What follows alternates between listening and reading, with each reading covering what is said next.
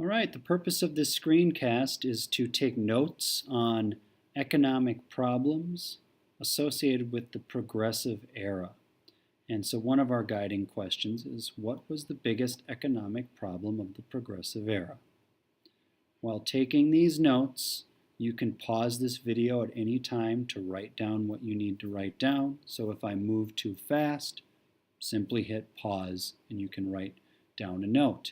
I will also tell you when notes get started, and you'll be able to notice when the notes start because it's when you start seeing Roman numerals and uppercase letters and lowercase letters. So those are things to look out for. So back to this again. What was the biggest economic problem of the Progressive Era? We're going to find that it's labor surplus. And because the second wave of immigration was bringing so many people over looking for jobs, there simply weren't enough jobs to meet the demands of all the people living in the United States at the time. So there was a labor surplus, meaning a lot of people were out of work competing for jobs. How might that impact the ideals? Something else you want to think about. Okay, you're going to create a new notes page called Economic Problems During the Progressive Era. You're doing that on the right side of your notebook, and you can pause the video now to write that. Okay, we're now going to start taking notes. Our first Roman numeral is Roman numeral 1, and it's jobs. So, letter A, economic problems, and we know these economic problems are going to focus around the jobs and what was happening. So, letter A, lowercase a, is, well, there was a job shortage because of population increase. So, it wasn't that there just were too few jobs. There were too few jobs because the population was growing at such a rapid rate. So the availability of jobs was less than the amount of people that wanted them. This left a lot of people unemployed. So it leads to a labor surplus, which leads to competition over jobs. So people were willing to compete for jobs. That might mean that they will put up with bad conditions just so they can have a job. A lot of the labor force at the time, a lot of them immigrants, were unskilled laborers. They lacked education, and they had to learn the job in the workplace. So they were literally learning on the job.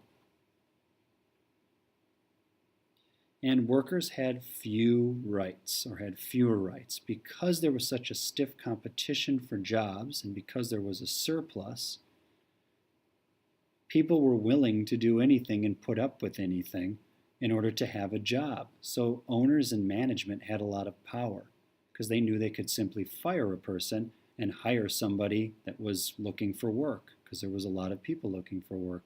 Therefore, you had fewer rights. You had to put up with the conditions you faced. So people were easily replaceable.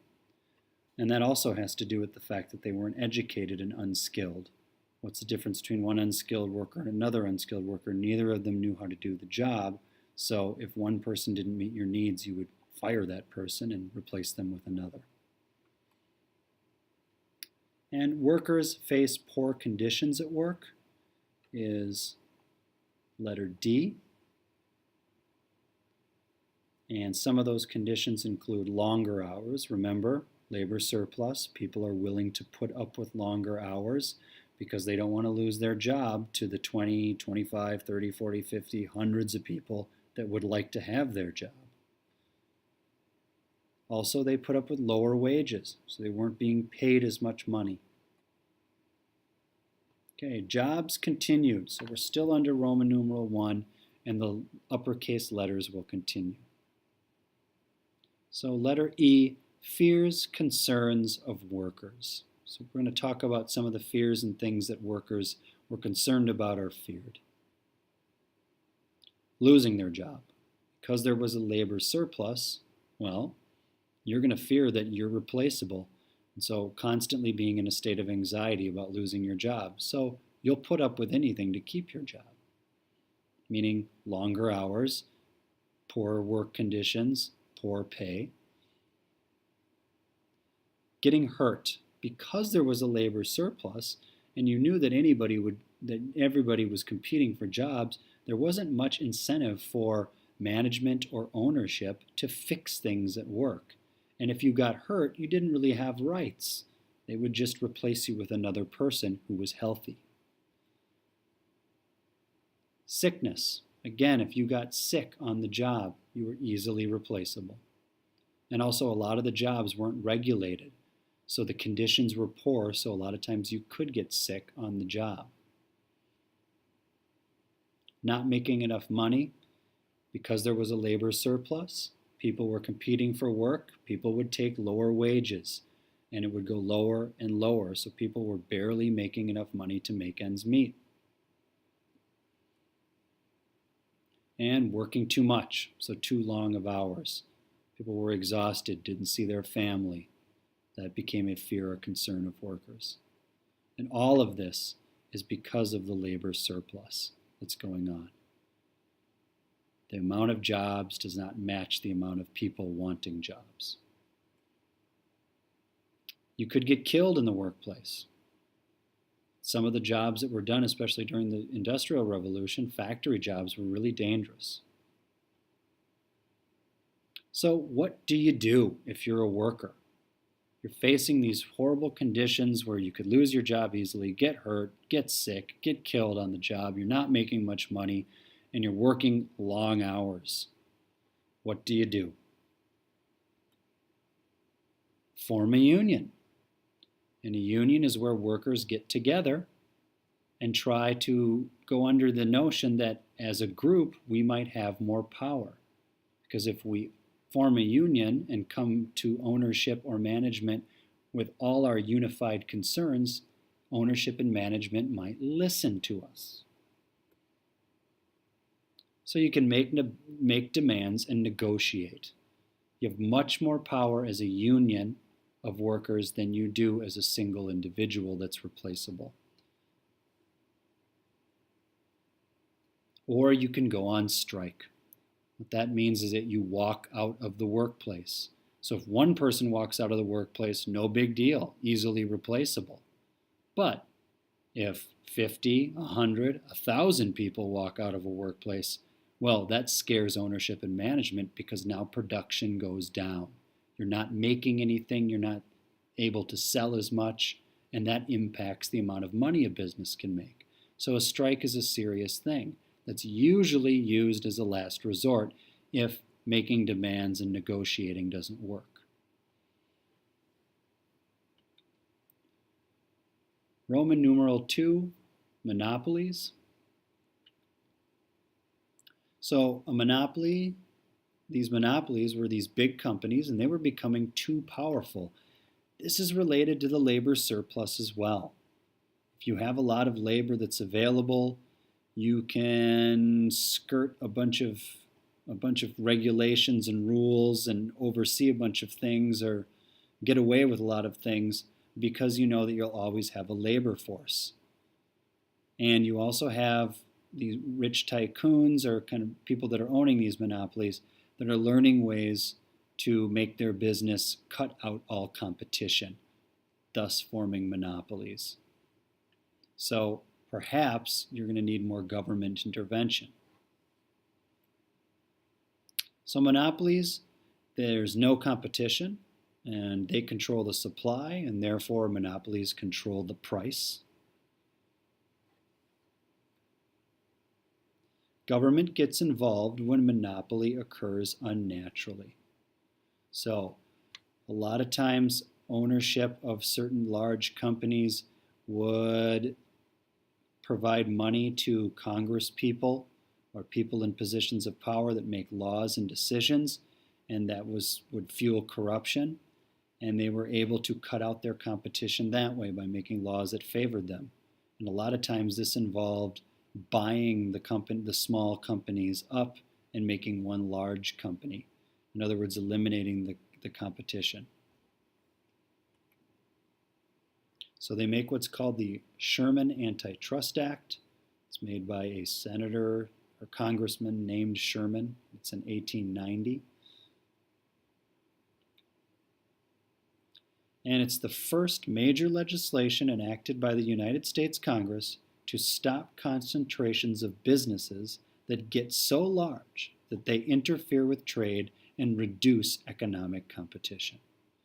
So it's the first time, basically, the government makes a law called the Sherman Antitrust Act that allows the government to get in the way of monopolies that are interfering with trade, and they're interfering with trade because they are eliminating their competition. And remember, a healthy economy has a lot of businesses and a lot of competition. So monopolies aren't very healthy for the economy, and they don't serve the consumer very well. Finally, public is concerned with price of product. So government wants to get involved with regulating these monopolies and increasing competition because it's looking out for the public. Because the public might be paying too much money because a monopoly gets rid of competition and can control the supply. So back to this, I want you to think about is which of the ideals was most impacted by the labor surplus? Too many people not able to get jobs. Right now in your head, think about which ideal of the 5 was impacted by this labor surplus and why. This would be a great question on a test. Okay, you're going to create a new notes page now. The new notes page is called Political Reforms. You can pause and make that notes page.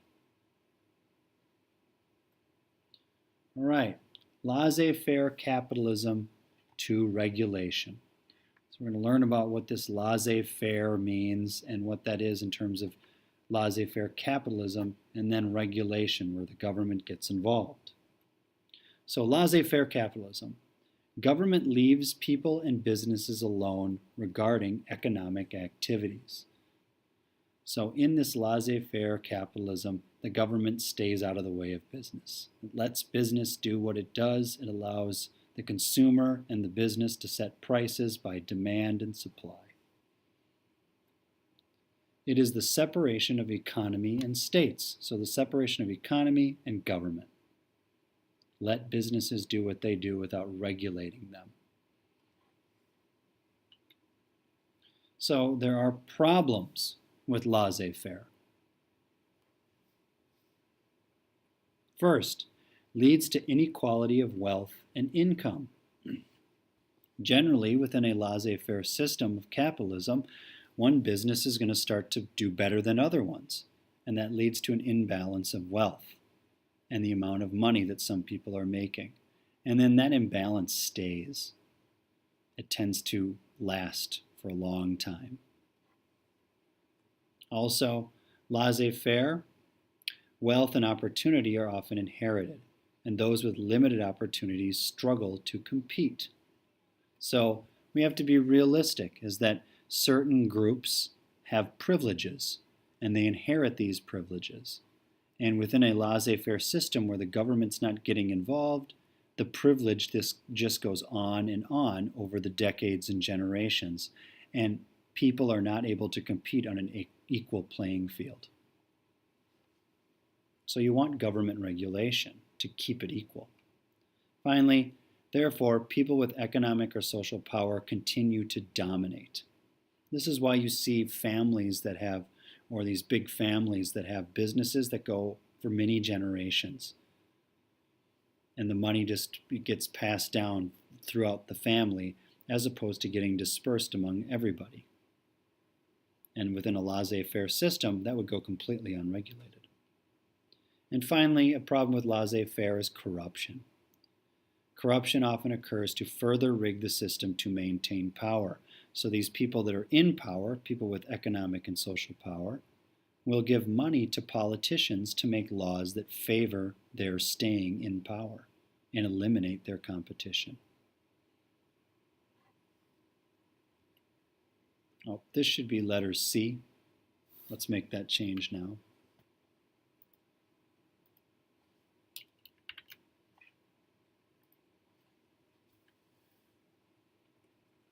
Sorry about the delay.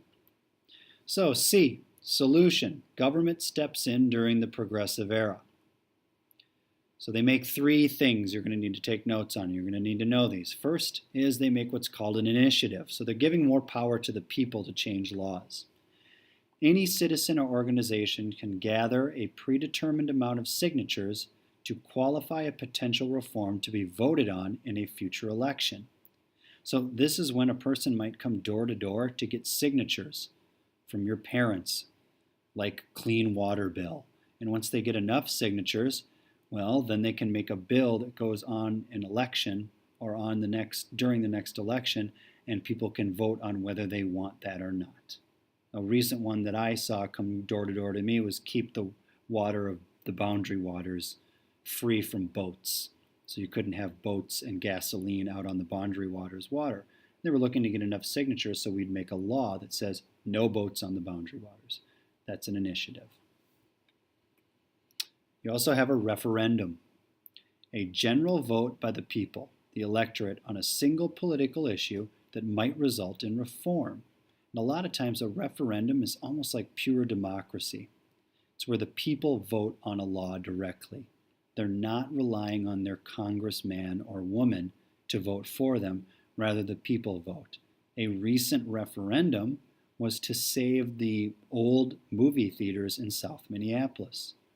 So these movie theaters weren't able to compete with the big movie theaters like the one at West End.